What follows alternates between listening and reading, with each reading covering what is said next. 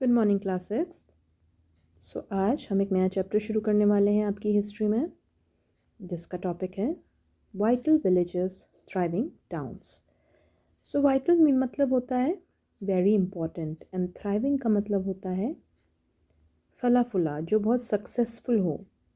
Basically इस chapter में हम ये जानेंगे कि आज से 2500 साल पहले, 3000 साल पहले कौन कौन से विलेजेस जो थे वो बहुत इंपॉर्टेंट होते थे और कौन कौन से टाउन्स जो थे वो सक्सेसफुल रहे और क्या क्या तरीका था उनको सक्सेसफुल होने का। इसके अलावा हम ये भी पता लगाएंगे इस चैप्टर में कि who lived in the villages. We will also find out about cities, stories, travellers, sculpture and archaeology. इसके अलावा we will be also studying about coins, किस तरीके के कॉइन्स इस्तेमाल किए जाते थे और कौन कौन सी सिटीज़ थी जो बहुत इम्पॉर्टेंट होती थी। इसके अलावा अरिका मेडू एक जगह है, उसके बारे में भी, because it was a very important city at that time, इसके बारे में भी हम इस चैप्टर में पढ़ेंगे। Alright, so let's begin today's chapter. Prabhakar at the blacksmith's shop. Prabhakar sat watching the smiths at the local shop. There was a small bench on which iron tools like axes and sickles were laid out, ready for sale. A bright fire was burning and two men were heating and beating metal rods into shape. It was very hot and noisy, and yet it was fascinating to watch what was happening. तो इस story में प्रभाकर जो है वो एक black Smith की दुकान में बैठा है, जो लोहार होता है, जिनको हम लोहार बोलते हैं, जो आयरन के टूल्स से आयरन से टूल्स बनाते हैं। राइट, प्रभाकर वहाँ बैठा हुआ है और वो देख रहा है कि वहाँ जो शॉप में बहुत ढेर सारे टूल्स रखे हुए हैं, जैसे कि एक्सेस रखी हुई है, सिकल रखे हुए हैं, कुल्हाड़ी और दराती, जिसको हम बोलते हैं एक्स और सिकल, वहाँ पे रखे हुए हैं बेचने के लिए। A bright fire was burning. आपने देखा होगा, आपने भी कभी जब लोहार की दुकान में जाते हैं, लोहार जो होता है उसकी दुकान में जाते हैं, तो हम देखते हैं कि वो एक मेटल रॉड को बहुत ज़ोर से पीट रहे हैं और एक रेड कलर की चिंगारी जैसी भी निकलती हुई देखी होगी आप लोगों ने। तो वही वो प्रभाकर वहाँ पे देख रहा है। बहुत ज़्यादा हॉट है उस दुकान में और बहुत ज़्यादा नॉइज़ी भी है, लेकिन उसको देखने में बड़ा मज़ा आता है। जैसे आप लोग भी ने भी देखा होगा, देखने में तो बड़े मज़े आते हैं, लेकिन अगर आप अंदर जाओगे बहुत ज़्यादा नॉइज़ी, बहुत ज़्यादा आवाज़ आती है और बहुत ज़्यादा गर्म होता है। तो आप समझ सकते हैं कि वहाँ जो काम करने वाले लोग होते हैं वो किस तरीके से, जो लोहार होते हैं वो किस तरीके से, कितनी मुश्किलों से कोई भी लोहे की चीज़ बनाते हैं। तो इस चैप्टर में हम यही पता लगाएंगे कि उस ज़माने में, आज से 2500 साल पहले, हम किस किस टूल्स का इस्तेमाल करते थे। अभी के टूल्स तो हम बहुत हमें दिख जाते हैं आसपास। आप अपने किचन में ही चले जाइएगा, बहुत सारे आपको आयरन के टूल्स मिल जाते हैं, या फिर गार्डनिंग में भी बहुत सारी चीज़ों के इस्तेमाल होता है। और आजकल चीज़ें बनना बड़ा आसान हो जाता है। क्यों? क्योंकि हमारे पास बहुत ढेर सारी मशीन्स हैं जो उसमें कुछ नहीं करना पड़ता है, सीधे बन जाती हैं, है ना। तो मशीन वर्क ज़्यादा हो गया आजकल मैन वर्क से ज़्यादा। लेकिन आज से 2500 साल पहले किस तरीके से आयरन टूल्स बनाए जाते थे और उनका एग्रीकल्चर में क्या रोल होता था, ये हम इस चैप्टर में पढ़ेंगे। Iron tools and agriculture. We often take the use of iron for granted today. Things made of iron and steel are a part of our daily lives. आपने देखा होगा, आयरन और स्टील की जो चीज़ें बनी होती हैं वो हमारी डेली लाइफ में बहुत इम्पोर्टेंस रखती हैं। और आप अपने आसपास भी अभी भी देखेंगे, अभी आप बैठे हैं कहीं या पढ़ाई कर रहे हैं, आसपास देखेंगे बहुत ढेर सारी चीज़ें आपको आयरन और स्टील की नज़र आ जाएंगी। जैसे कि किचन के कुछ जो सामान होता है, किचन के बर्तन होते हैं, वो सब स्टील से बने होते हैं, है ना। इसके अलावा आप ये जो खिड़कियाँ होती हैं उसमें जो जाली होती है और जो इस तरीके की चीज़ें होती हैं, आपके किचन में लोहे की कढ़ाई होती है। तो हमारी डेली दिन पर दिन जो हमारी दिन ब दिन की लाइफ है, उसमें आयरन और स्टील का बहुत इम्पोर्टेंस होता है। The use of iron began in the subcontinent about 3000 years ago. So ये आयरन एग्जैक्टली आया कहाँ से? ये आयरन का इस्तेमाल आज से 3000 साल पहले शुरू हो गया था. लोगों ने आयरन का पता लग गया था लोगों को कि एक मेटल होता है जिसका जो आयरन होता है, जो लोहा होता है. तो उस ज़माने से आज से 3000 साल पहले लोग यूज़ करने लगे थे. Some of the largest collection of iron tools and weapons were found in the megalithic burials about which you will read in chapter which we read in chapter 5. हमने बरियल्स के बारे में पढ़ा था ना, मेगालिथिक के बरियल्स के बारे में. वहाँ पर भी बहुत सारे हमें इंस्ट्रूमेंट्स, बहुत सारे टूल्स मेटल के, आयरन के, स्टील के मिले थे. तो ये सब हमारे पुराने आर्कियोलॉजिकल डिपार्टमेंट ने जब हमारी पुरानी चीज़ों को देखा, जैसे बरियल्स में पता चला उनको, तो हमें वहाँ से पता चला कि आज से 3000 साल पहले से आयरन टूल्स इस्तेमाल होने शुरू हो गए थे. और उनसे क्या बनाए जाते थे? वेपन्स बनाए जाते थे लड़ाई के लिए, और भी बहुत सारी चीज़ें बनाई जाती थी. Around 25 years ago, there is evidence for the growing use of iron tools. These included axes for clearing forest, the iron plowshare, as we had seen, and plowshare was useful for increasing agriculture production. लेकिन 2500 साल पहले से हमारे पास बहुत evidences हैं कि iron का इस्तेमाल बहुत ज़ोर शोर से शुरू हो गया था. तो इसमें हमें कुल्हाड़ी, एक्सेस वगैरह देखी जाती, जिनसे क्या करते थे लोग?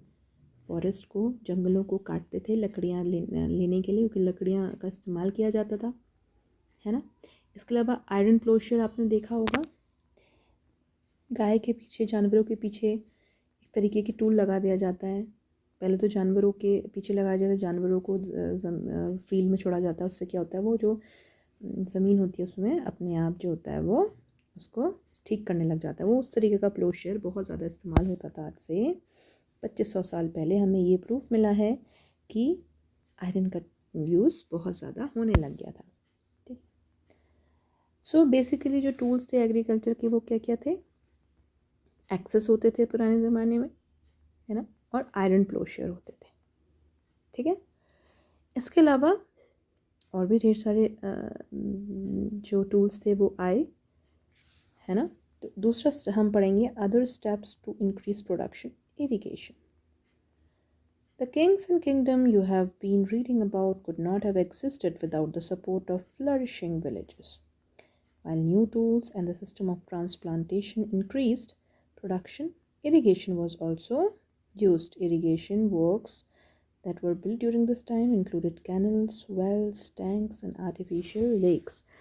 So irrigation, जिसको हम बोलते हैं सिंचाई, इसका बहुत ज़्यादा इम्पॉर्टेंट रोल हुआ करता था आज से 2500 साल पहले. सो इरिगेशन एक बहुत इम्पॉर्टेंट चीज़ हुआ करती थी उस ज़माने में. सिंचाई जिसको बोलते हैं, पानी देना क्यारियों में, है ना, क्योंकि water is a very essential part for a plant. तो उसके बिना, इरिगेशन के बिना कोई भी जो विलेज आज से हम जिनके बारे में पढ़ रहे हैं, कोई भी इतना फ्लरिश, मतलब इतना सक्सेसफुल नहीं हो पाता. ठीक है. With new tools and the system of transplantation, increased production, irrigation was also used. Irrigation works that were built during this time included canals, wells, tanks and artificial lakes. और इस ज़माने में जो इरिगेशन के लिए चीज़ें इस्तेमाल की जाती थी, जैसे कुआं हो गए, कैनल्स हो गए, बड़े बड़े टैंक्स उस टाइम में रखे जाते थे, और आर्टिफिशियल लेक्स भी पाए गए हैं, जिससे प्रूफ होता है कि पुराने ज़माने में इरिगेशन का बहुत ज़्यादा इम्पॉर्टेंस हुआ करती थी. अब हम आ जाते हैं who lived in the villages. तो इन विलेजेस में, जिसमें इतना सारा इरिगेशन किया जाता था, एग्रीकल्चर बहुत ज़्यादा किया जाता था, इन विलेजेस में एग्जैक्टली रहते कौन कौन थे? There were at least 3 different kinds of people living in most villages in the southern and northern part of the subcontinent. In the Tamil region, large landlords were known as Villalar. Ordinary plowmen were known as Uzavar, and landless laborers, including slaves, were known as Kadayasar or Adimai. तो in villages में basically 3 तरीके के लोग रहते थे. एक तो बहुत बड़े बड़े लैंड ओनर्स, जिनके पास बहुत बड़ी बड़ी लैंड होती थी, जिनको बुलाया जाता था विल्लालार. ऑलराइट. इसके अलावा ऑर्डिनरी प्लोमैन, जो वहाँ पे ज़मीन होती थी उसकी सिंचाई करते थे, उसको प्लो करते थे, उनको बुलाया जाता था उज़हावार. इसके अलावा एक थर्ड टाइप के भी लोग होते थे, तीसरे तरीके के भी लोग होते थे जो लैंडलेस होते थे, उनके पास कोई लैंड नहीं होती थी, वो औरों की ज़मीनों में काम किया करते थे और इनमें स्लेव्स भी आते थे। ऐसे लोगों को बोला जाता था कढ़ाईसार। तो बेसिकली 3 तरीके के लोग रहते थे विलेजेस में। एक तो वेल्लालार जो कि बहुत बड़े बड़े लैंड ओनर्स थे, उजावार जो कि ऑर्डिनरी प्लोमैन थे, एंड कढ़ाईसार जो स्लेव्स होते थे और जो लैंडलेस लेबर्स होते थे। In the northern part of the country, the village headman was known as ग्रामा भोजका। जो नॉर्दर्न पार्ट थी हमारी कंट्री में, वहाँ पे किसी भी विलेज के हेडमैन को, जो विलेज का सरदार होता था, उसको बोला जाता था grama bhojaka. Usually man from the same family held the position for generation. और ये जो पोजीशन होती थी ये एक ही फैमिली में आगे बढ़ती रहती थी। Alright, in other words the post was hereditary. जो ये पोस्ट थी ग्रामा भोजका की वो हेरिडिटी थी, मतलब कि एक परिवार से एक आदमी है अपने बेटे को ही पोजीशन देता था, फिर वो बेटा अपने बेटे को, तो एक हेरिडिटरी थी position. The grama bhojaka was often the largest land owners. Generally he had slaves and hired workers to cultivate the land. तो जो ग्राम भोजका होते थे ये बहुत ही बड़े बड़े लैंड ओनर्स होते थे, बहुत बड़ी बड़ी ज़मीनें होती थी इनके पास, और इसके अलावा इनके पास बहुत सारे स्लेव्स भी होते थे।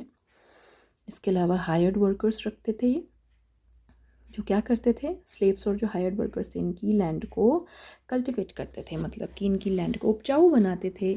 वहाँ पे लैंड को सिंचाई करना, लैंड की देखभाल करना, ये सब चीज़ें ये लोग करते थे। Besides, as he was a powerful, the king often used him to collect taxes from the villages. और ये ग्रामा भोजिका विलेजेस के बहुत ज़्यादा इम्पोर्टेंट लोग हुआ करते थे।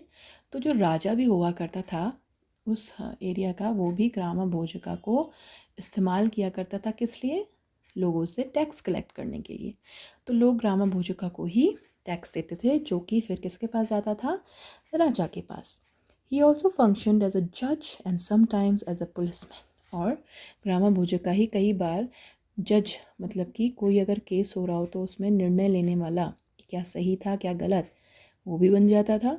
और इसके अलावा कभी कभी पुलिसमैन भी बन जाता था, क्योंकि ग्रामा भोजका की जो पोजीशन थी वो बहुत पावरफुल थी, तो ज़्यादातर रोल्स अकेला ही जो ग्रामा भोजका होता था वो कर लेता था। Apart from the Grama Bhojaka, there were other independent farmers known as Grihapatis, most of whom were smaller landowners. ग्रामा भोजिका के अलावा वहाँ पे क्या होते थे, कुछ इंडिपेंडेंट फार्मर्स, मतलब कुछ ऐसे फार्मर्स होते थे जिनकी अपनी लैंड होती थी, उनको भी क्या बोला जाता था, गृहपति। तो छोटी छोटी लैंड होती थी, इतनी बड़ी लैंड नहीं होती थी ग्रामा भोजिका की तरह, लेकिन वो इंडिपेंडेंट फार्मर्स थे, उनको क्या बुलाते थे, गृहपतिस, जो कि मोस्ट ऑफ हुम were smaller landowners. And then there were men and women such as Dasa Karmakara who did not own land and had to earn a living working on the fields owned by others. और इसके अलावा कुछ लोग ऐसे होते थे जिनके पास अपनी ज़मीन नहीं होती थी और वो औरों के फील्ड में काम करते थे अपनी रोज़ी रोटी कमाने के लिए। ऐसे लोगों को क्या बोला जाता था, dasa karmakara. Okay, in most villages there were also some craft persons such as blacksmith, potter, carpenter and weaver. इसके अलावा जो एक और तरीके के लोग होते थे विलेजेस में, वो क्या होते थे, क्राफ्ट लोग करने वाले लोग, मतलब कि जैसे कि लोहार, ब्लैकस्मिथ हो गया, पॉटर जो आपने देखा होगा जो तरह तरीके के बर्तन बनाता है, कारपेंटर लकड़ी का काम करने वाला, ऑलराइट, और वीवर सिलने वाला, जूते सिलने वाला, कपड़े सिलने वाला। तो इस तरीके के लोग भी इन विलेजेस में होते थे। The earliest Tamil compositions. Some of the earliest works in Tamil, known as Sangam literature, were composed around 2300 years ago. These texts were called Sangam because they were supposed to have been composed and compiled in assemblies known as Sangams of poets. They were held in the city of Madurai. Tamil terms mentioned above are found in Sangam literature. और हमें जो Tamil compositions इनको क्या बुलाया जाता था, संगम literature.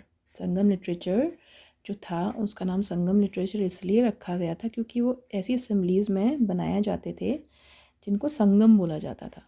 ठीक है, तो ये जो वर्क था संगम लिटरेचर, ये आज से 2300 साल पहले हुआ। इसमें बहुत सारी चीज़ें हमें पता चलती हैं इसमें पोएम्स हैं, इसमें ढेर सारे स्टोरीज़ हैं। ये सब चीज़ें संगम लिटरेचर में पता चली हैं, जिनसे हमें ये जो तरह तरह के लोग रहते थे विलेजेस में, इसी के कारण हमें पता चला है। तो इन तमिल कंपोजिशंस को क्या बोला जाता था? संगम लिटरेचर। ऑलराइट बच्चों, आज के चैप्टर में हमने पढ़ा कि किस तरीके से आयरन बहुत ज़्यादा इम्पॉर्टेंट हुआ करता था पुराने ज़माने में, किस तरीके से क्या क्या टूल्स बनाए जाते थे, इरिगेशन की क्या इम्पोर्टेंस होती थी, इसके अलावा विलेजेस में कौन कौन से लोग, किस किस तरह के लोग रहते थे। Alright, so tomorrow will start the new topic. तो आज के चैप्टर में सिर्फ इतना ही, रिवाइज करिएगा चैप्टर को। Alright, and we will continue this chapter tomorrow. Till then, have a good day and take good care of yourself.